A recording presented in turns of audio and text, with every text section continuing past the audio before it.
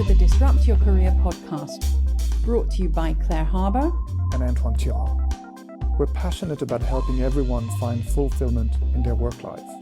We believe that big, messy, uncharted career changes are inevitable, and it's up to you to decide. Will you take control and disrupt, or allow yourself to be disrupted? We wrote the book about it, and now we share here our conversations with other thinkers in this crucial area. Settle down and get ready to listen to this dose of wisdom.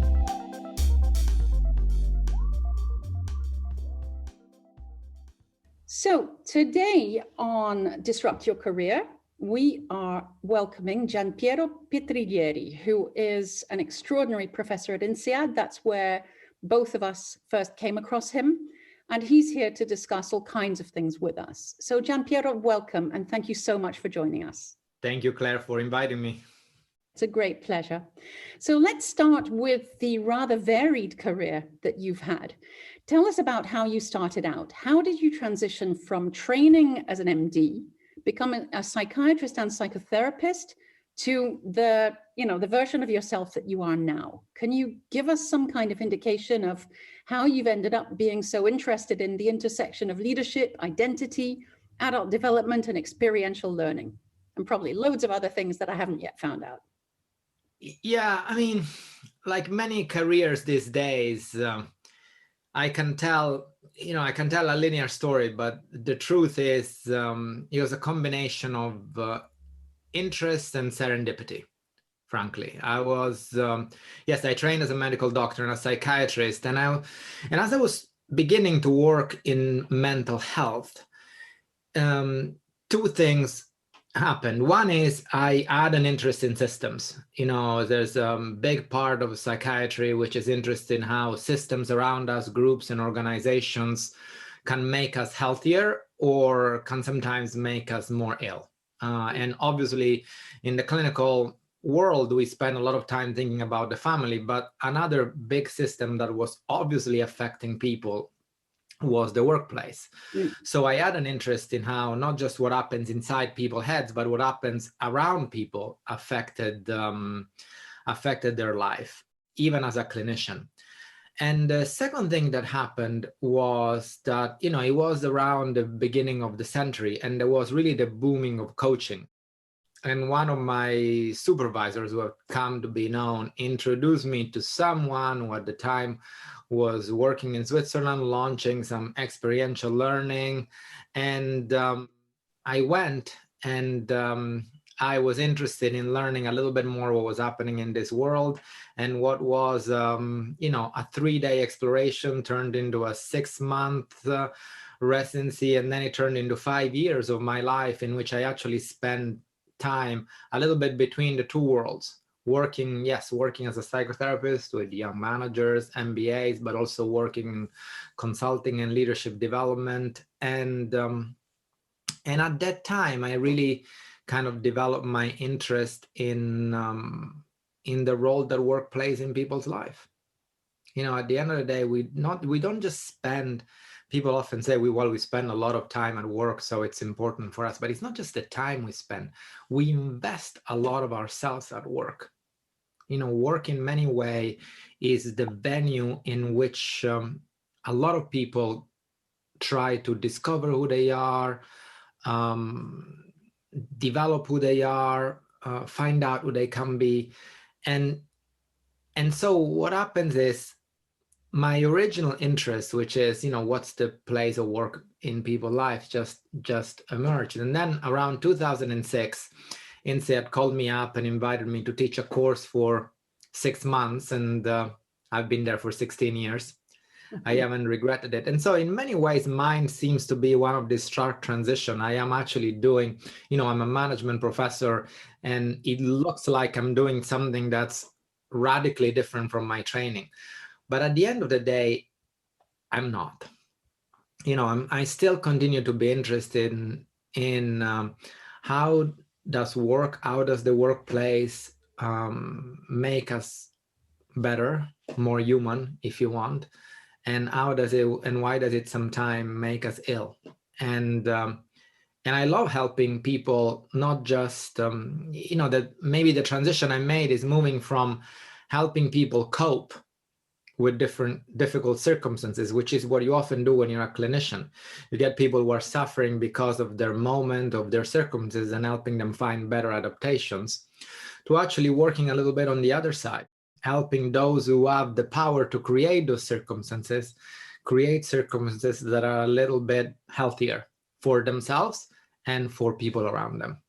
So I'm curious, did you go into medicine already knowing that you would be most interested by the human side, the psychic side of things? Oh, not at all. Oh, not at all. So tell me a little bit, just take us way back there. I mean, look, I'll tell you the truth. I was, so when I finished high school, I had two great passions.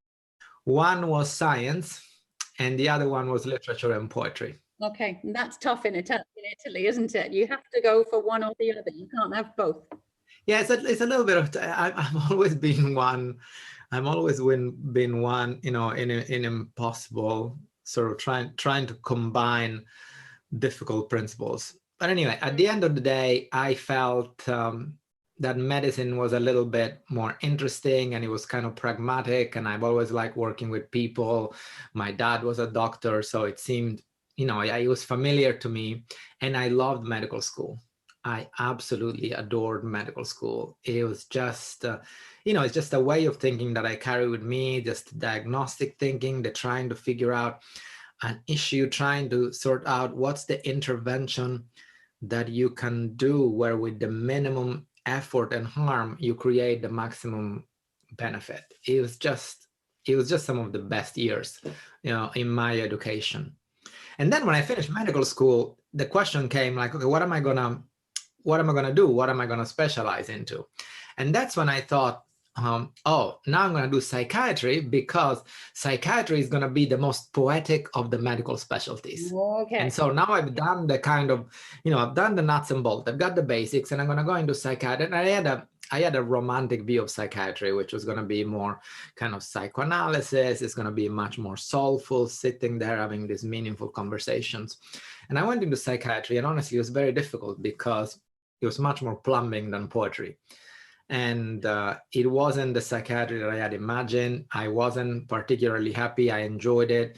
It was interesting, but it wasn't quite as medical as my medical training, and it wasn't quite as poetic as I had imagined. And then I had this experience going more into psychotherapy, which is really where I find the possibility of being more creative, having more meaningful developmental conversations. And then paradoxically, when I started working in management, I found that there was a place where really that developmental cutting edge, that those experimental conversations around, what makes you, what makes a life worth living, what that concern with meaning that, I tried to approach from different ways was actually possible for me. So in many ways, I think, and especially the kind of the study and the development of leadership really is the place where it's a little bit possible to combine the two. And, there's that famous quote by Jim March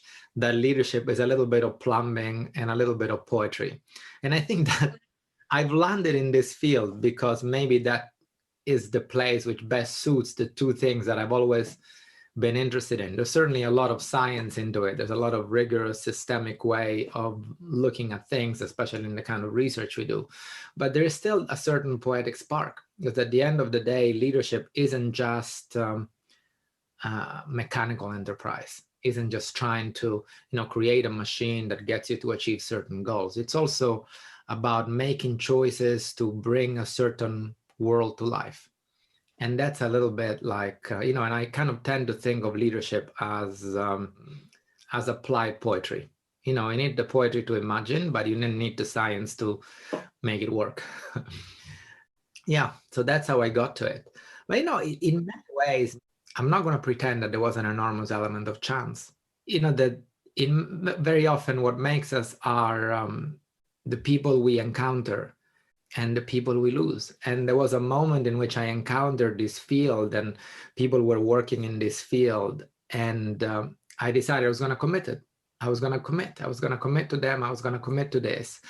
And even if it costed maybe burning a few bridges with, with a more traditional career in academic psychiatry. And obviously, looking back from now, I can say, well, I don't regret it. Look, it's made me who I am. But, at the time, it wasn't at all sure. I spent years worrying sick about whether I was going to be able to make something of my career and of my life. And in fact, that experience then became the kind of spark for studying people who end up freelancing or working independently or working in professions that aren't just quite defined, and figuring out how do you make it a creative moment. Now, when I look back at those years in which I was working a little bit in between clinical work and organizational work, I recognize that as an incredibly creative period. It probably take me my whole career to try to unpack all the experiences that I started learning about in those years. But if I went back then, it didn't feel about this, blissful moment of creativity. It mostly felt about freaking out about what's going to happen in my life. Yes.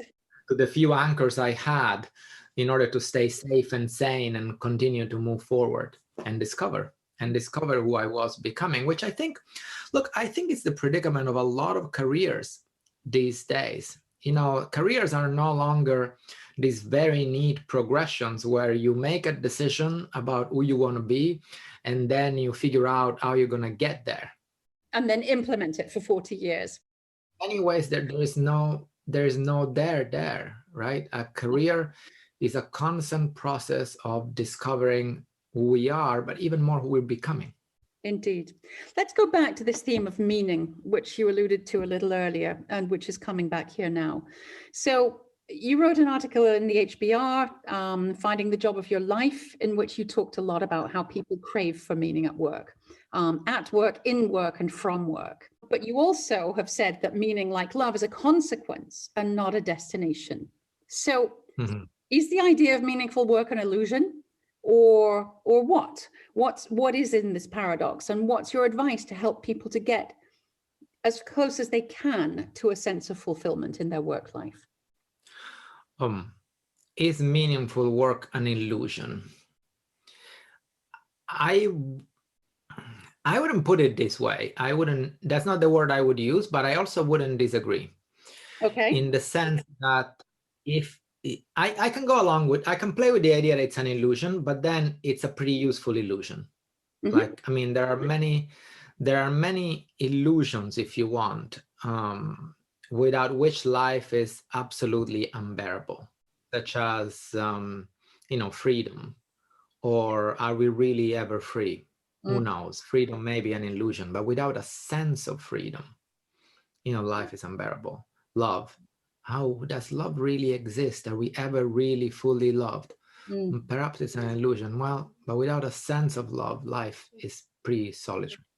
And meaning, does meaning really exist? Or is it just something that we construct for ourselves? Perhaps. But again, without a sense of that what we do and who we are as meaning, life becomes incredibly empty.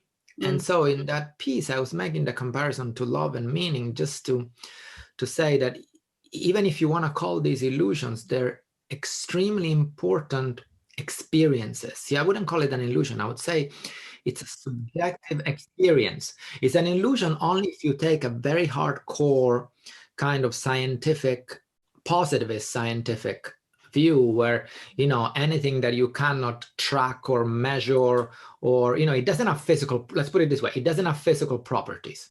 Like meaning is a bit like love. You cannot show me, it doesn't have weight or mass like this bottle, but it's still significant. It's still important because it moves us. And now then the question then it becomes, if we consider it just an experience that moves us, that gives us a sense of direction, when do we feel that sense of meaning? And what I was trying to point out in that piece is that meaning is often a byproduct of an intense connection with our work. And and piece makes a comparison with love, right? Where, for example, if you think of love, sometimes there are moments in our life in which we are looking for love. We feel lonely, we don't have someone to be with, and so we wish, oh, I wish I could be in love, I'm looking for love. And philosophers have spent thousands of years thinking about what does that mean, what is really love, how do you define it? Very undefinable. And then suddenly you meet someone, and if you are in love, if you fall in love, you stop thinking about love and you actually thinking about that person. You only think about love when you're not in love. When you're in love, you're not thinking about love. What is love? Can I ever find it? What you're thinking is, will she call me back? Will he answer the text? Will he want to be with me? Is she right? Is he as much into it as I am? You're obsessing about another person. And love is the byproduct of developing that connect. And the more that connection with that person develop, the more love there is in your life. In the sense that love might be an illusion, but the person you love is real. Meaning is the same way. Again, I don't say this, a lot of existential philosophers say this.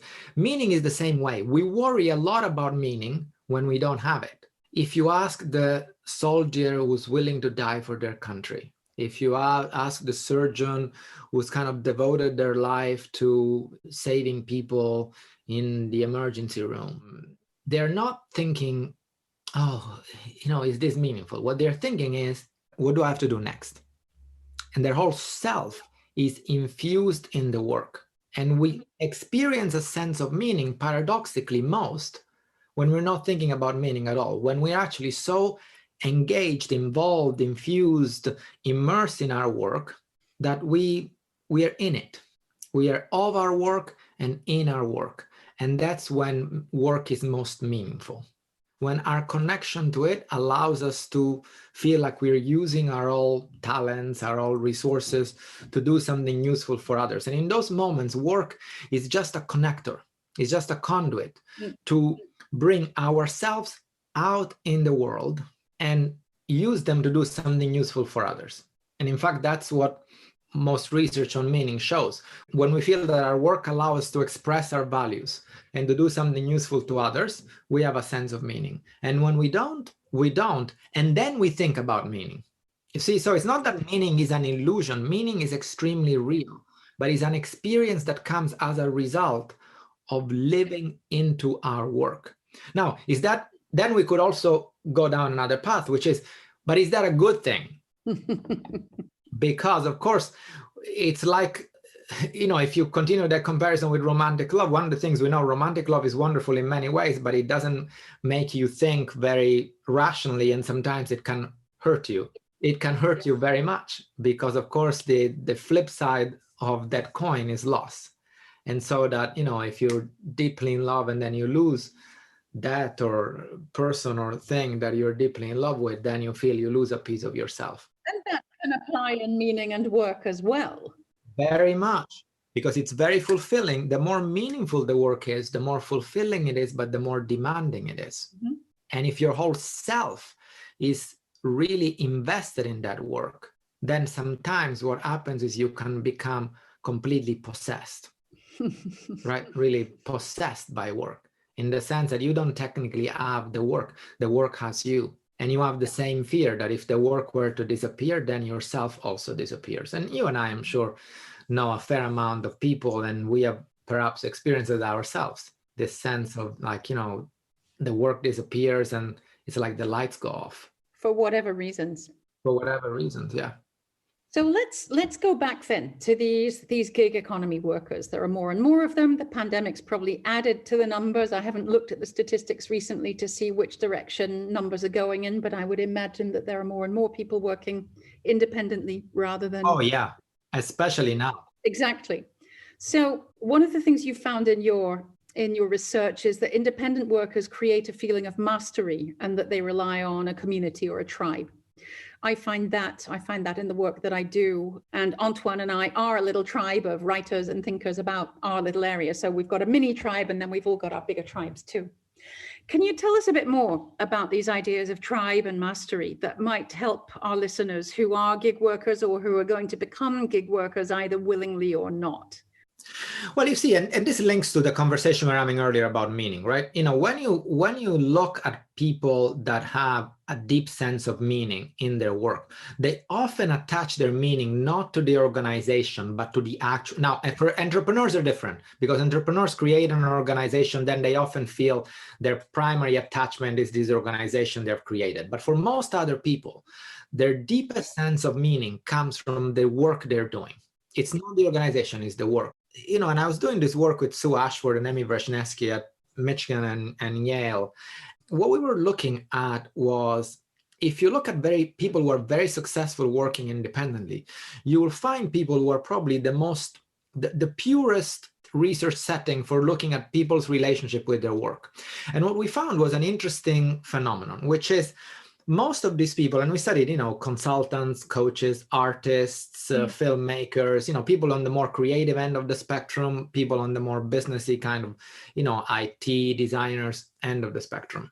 And on the one end, they said how happy they were that they weren't working for an organization, they didn't have a boss, they were their own boss, they could actually pursue their interest and just only do work that interested them and that, you know, really fit their talent. And so they were very proud. They were very proud of working independently. And yet at the same time, when you looked at how they actually spend their working lives, they spend a huge amount of time creating connections, building these tribes that allow them to tolerate and enjoy the challenges of working independently. Because you see, when you work with for an organization, in many ways, you always have a little bit of an excuse. If you're doing something that doesn't work, if you're doing something that doesn't really suit you, or maybe it's not as great as you thought it would have been, you can always say, well, I didn't have the resources, it's my boss, and I have to work in this way. But what we found is when you work independently, you really can't explain anything away other than by saying, well, it was really me. If something succeeds, well, I was successful. And if something doesn't succeed, well, I failed. And that's liberating, right? But it's also anxiety provoking. And I find that, you know, lots of people now have this attitude, not just when they work independently, but even if they work in an organization, they think of themselves as independent workers. They say, yeah, I work in this company, but I'm really working for myself. I'm self-motivated, and it's all well and good. But once you embrace that attitude, it will free you up, and it also will freak you out. And then the question becomes, how do you make sure that you have more days when you feel free than you have days than when you feel anxious? And really, mastery is the word for a sense that you are likely to have more days of freedom and productivity than you have of anxiety and despair. And that is impossible to achieve on your own. So it's interesting because to be independent doesn't mean to be alone.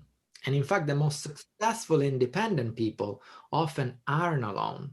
They're very deliberate in cultivating tribes, but these tribes work in a slightly different way than the traditional sense of the word, because there's a traditional stereotypical sense of the word tribe, almost offensive, which is a group, very homogeneous group of people that requires your absolute commitment. And if you try to deviate, you know, then you become an outcast. What I found is that the groups of people that really made independent workers thrive were actually very open.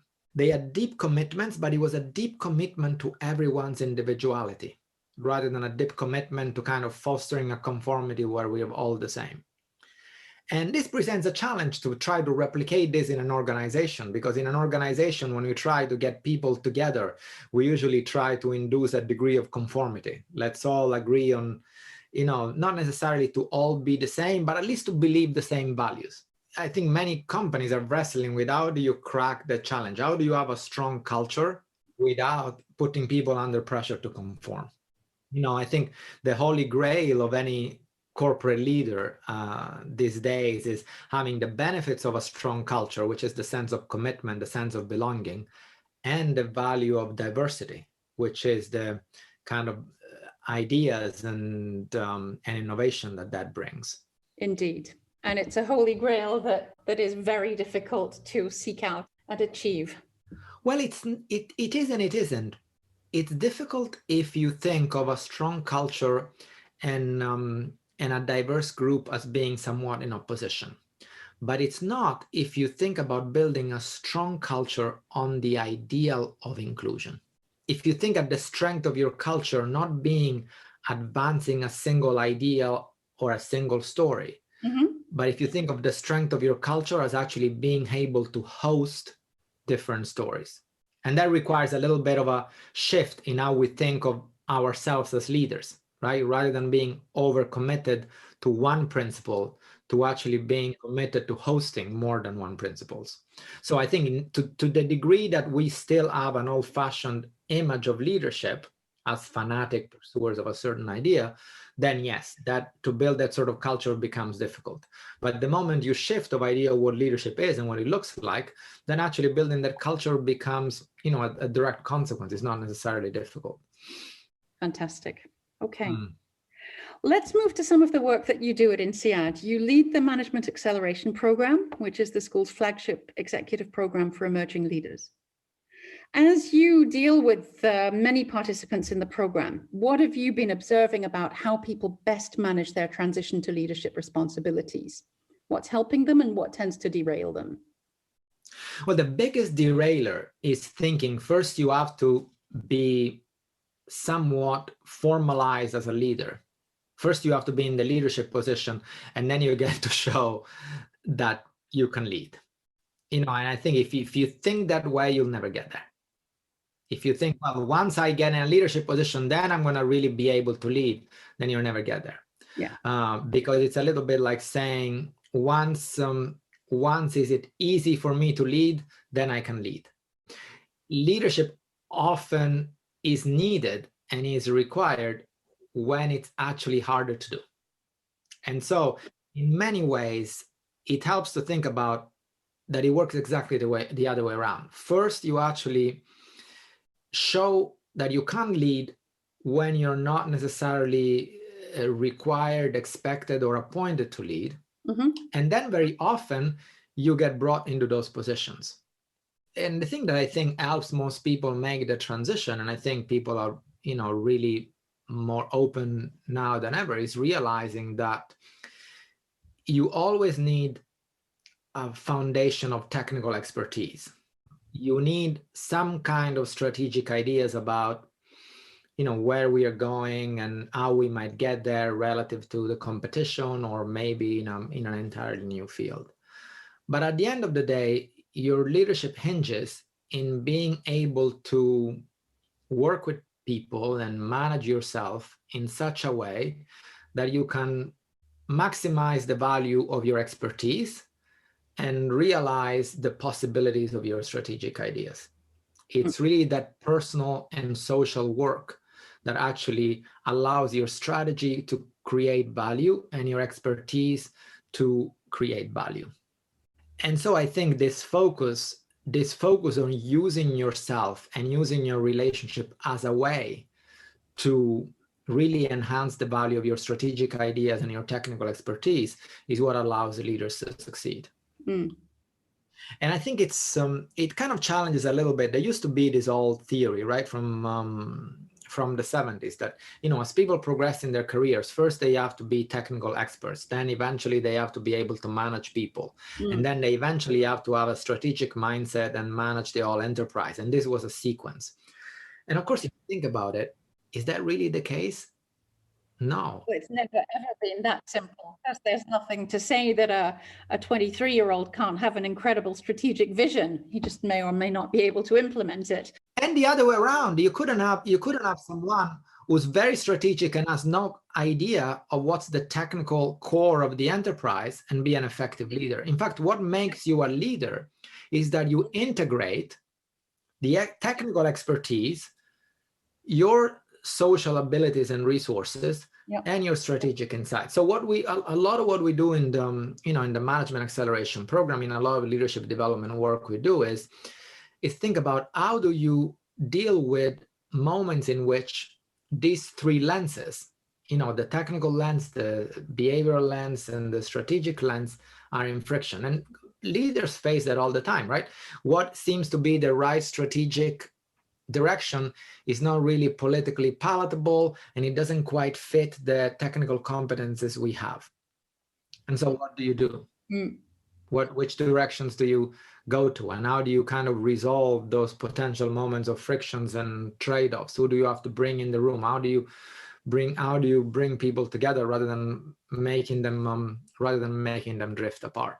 I think what really helps is that understanding that leadership is not a progression towards more and more abstract thought, more and more impersonal views of the organization, but it's actually an integration of what's strategic and technological with the human social side of the organization. And I think if you can bring those together in your work without being blindsided or thrown back when they come into frictions, then you become a pretty grounded and effective leader. Very interesting. Can you tell us a little bit about the experiential part of learning that you've been developing for that program? I mean, I think the experiential part of learning has to do with learning a little bit about what you bring to groups and what groups bring to you. If you think about what makes us tick in an organization, not just as leaders in general, well, there's really two big drivers, two big worlds we have to live in. One is our inner world, the world of our history, where we come from, but also of our aspirations. A lot of our, we are moved by where we come from and where we're trying to go. And we need to come to some grips with it. And the other world that's really important for us to deal with and live in is our social world, the world of our incentives and opportunities, what's possible around us. Right? And leaders have to live in this. These are two real worlds, by the way. Some people say, well, that's the social world, the real world, the inner world is imaginary, your illusions earlier on. No, these are both two very real worlds. And leaders have to figure out, how do I position myself in relationship with these two worlds? Now, some of us live really right at the intersection of the two, where my aspirations are a perfect fit for the environment, and then I just execute. I just really go in autopilot. And sometimes you take a holiday, or you go on a meditation retreat, or you go and see a coach or a therapist, and you put yourself up there. And you really look from a distance. You're not executing, but you're kind of more like a critic, and you really see it. But what I'm interested in is, how do you get yourself in the middle of those two extreme positions? When you're really in full autopilot or in a critic mode, when you're not neither replicating nor analyzing. And because I think leaders live in that space where they honor their inner and social world, but they don't take it for granted, so that they can make choices about what they want to keep and what they want to change. And so what we do is we offer people a chance to work in actual groups, work with each other, work between each others, to try to figure out, what are the moments in which I go on autopilot? What are the moments in which I just sit back and critique?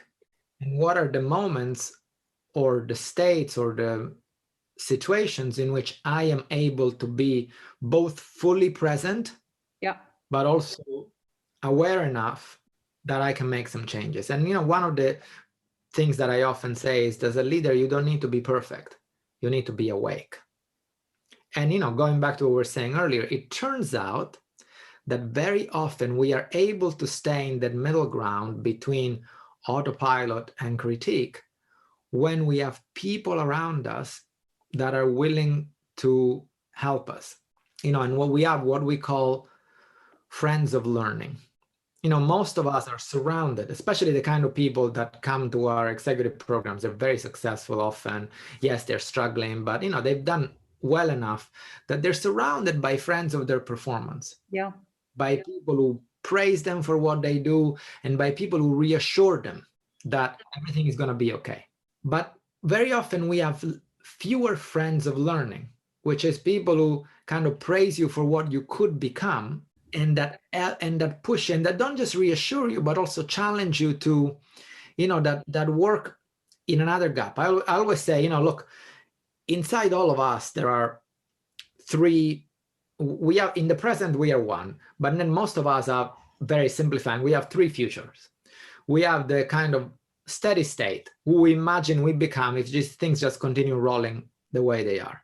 Then we have an aspirational future, an image of our best self, who we might become if things really went well. And then we have a kind of, road to hell, some picture of what we fear. We don't tell anyone, but what we fear might happen if things don't go well. Yeah. Now, most of us are surrounded by people who help us close the gap between the steady state and the road to hell, who tell us, no, it's going to be okay, you're going to keep doing well.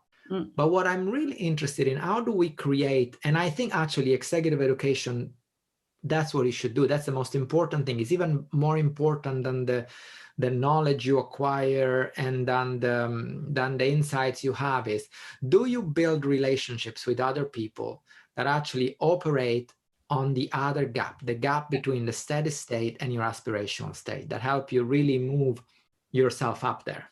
And so part of experiential learning is also helping people not just acquire information from experience, but it's also help others become a better version of themselves, which happens to be what I think is one of the most important jobs you can have as a leader. Indeed. And now, how do you do that? Really practicing two, if you wish, what I believe to be the two most powerful tools any leader has to have. And they're extremely simple. I'm a big lover of simplicity and plain language. And I also happen to think that these two simple tools have changed the world many times over.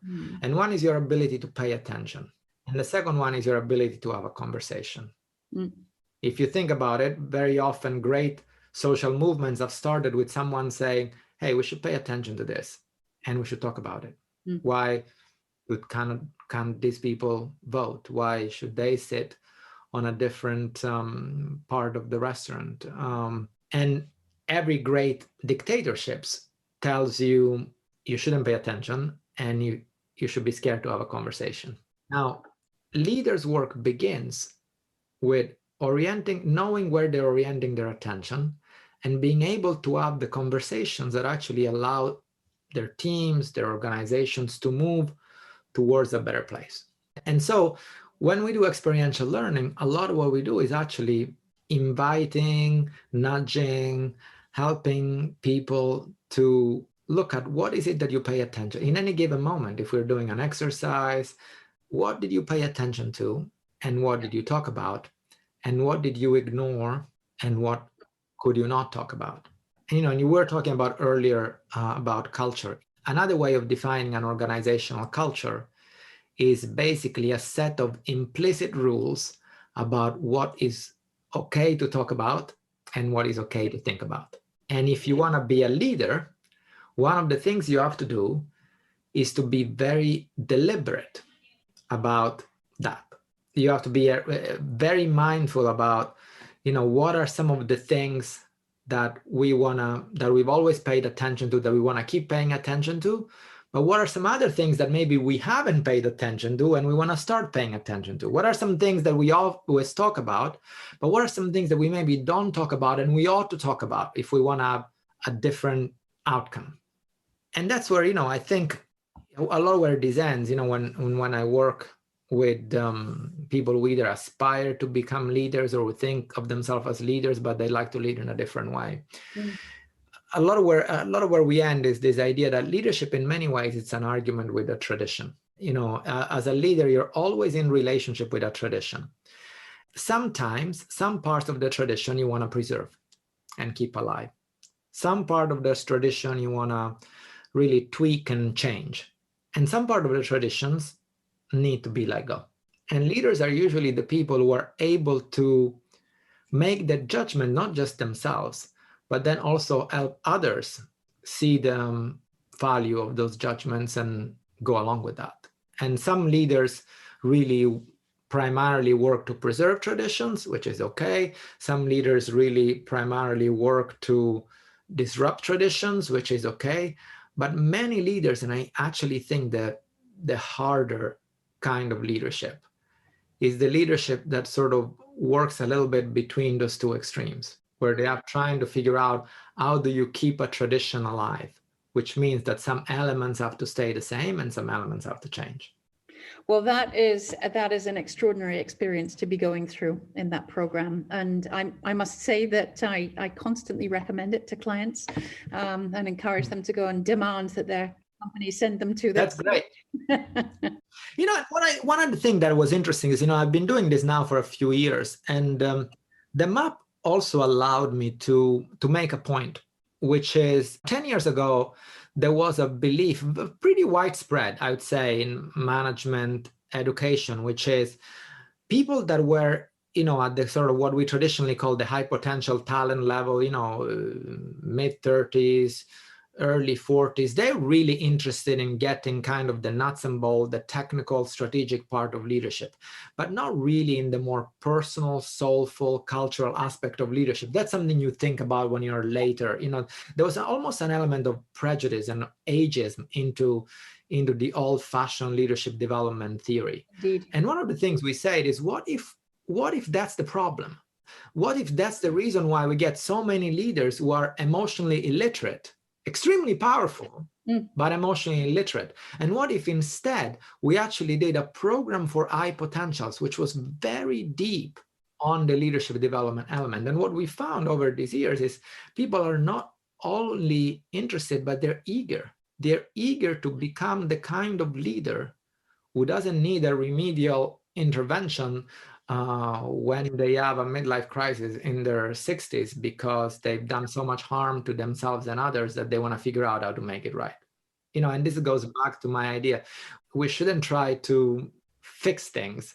We should try to figure out how, with our work, with our learning, with our consulting, with our research, we actually create healthier career path, healthier workplaces, healthier relationships at work. It's absolutely true. Now, I feel that it's probably time to start winding up, but would you like to share anything about stuff you're working on at the moment that you're finding particularly exciting before we call this to a close? What I'm really interested right now is looking at all that we have lost in the pandemic and, you know, working from home, working digitally, and not so much with a focus on the digital tools, but with the fact that, you know, we are realizing that a lot of what used to happen in the office, in the workplace, was not really driven by a desire to be more productive, but driven by a desire to be connected.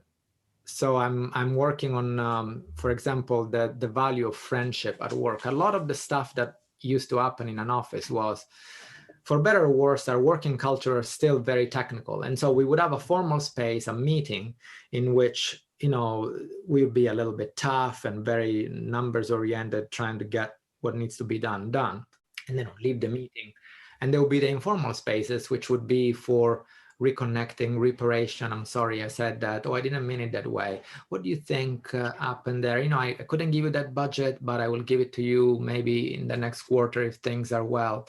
And all those little moments of, you know, friendship with a small f allowed us to kind of tolerate and stay on the course of the more challenging aspects of work. You know, in this new world of work, we have kept the formal spaces, but we have lost a lot of those connective spaces. And so what you're seeing is a lot of people struggle with mental health, with isolation, with a sense of, you know, not quite knowing where they stand while they continue to be productive. So the productivity hasn't suffered, but it becomes a lot more costly. And one of my hypotheses is that one of the reasons why the productivity has become a lot more costly is because we have lost a lot of the informal connectivity. Yeah. Again, you know, those connections that allow us to not just be productive, but to be productive in a somewhat healthy way. Yeah. And, you know, the more organized, and if you have to think that over the last 30 years, organizations have become, yes, more and more agile, but also more and more insecure. And so people have really been leaning more and more on their informal relationships and on their friendships at work. Now, in a work environment in which we maintain the work, but we've lost a little bit of the richness of the friendships, the individuals carry the cost. And so, one of the things that I've been working on and trying to pay attention to is how do we make sure that we preserve the social aspect of work. Productivity requires that we move back and forth between solitude and sociality. And again, going back to where we started, the reason why work is meaningful is because on a good day, not every day, but on a good day, it allows us to fulfill our desire to kind of, go deep into ourselves and find who we are, and then express it and use it to connect with other people. And now we are in a particular moment in which solitude vastly overtakes sociality, and then productivity becomes costly. And so, I'm interested in the question of how do we find each other again? That's a beautiful theme to end on, and we look forward to hearing the results of the work that you do. Gianpiero, it's been an absolute delight to have you here with us. I think we've probably gone longer than I usually do, but I couldn't bear to stop it. It was all fascinating and interesting. And I suspect that if we were at the same table with a bottle of wine between us, it would have gone on for hours. But thankfully for the audience's patience, it didn't. So thank you for joining us. You're very welcome, Claire. Thank you for having me. Take care. Bye. We hope you enjoyed hearing from this month's guest as much as we did. Do go and check out our work on disrupt-your-career.com and come back soon. Thank you.